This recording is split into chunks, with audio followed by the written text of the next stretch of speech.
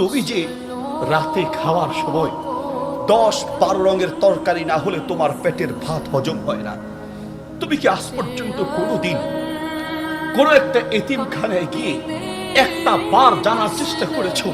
একটা বার কি জানার চেষ্টা করেছেন এই এতিমগুলো খায় কি করে?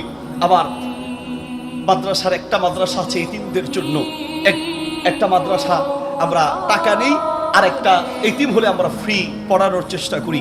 আমার একটা শাখায় 2 জন ছেলে এসে বলছে, ওস্তাদ আপনার মাদ্রাসায় যেই টাকা দিতে হয়, আমার বাবা মা গরিব মানুষ, ওস্তাদ আমরা এত টাকা দিতে পারবো না, তবে আমরা 2 জনে মিলে একজনের খাবার খাবো এবং একজনের টাকা দিয়ে পড়তে চাই।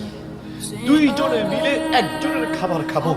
আমি বললাম, পরে আমি সুযোগ করে দিয়েছি 2 জনকে পড়ালেখা করার, কিন্তু আমি বলতে চাচ্ছি তাদের হৃদয়ের কথা, তাদের হৃদয়ের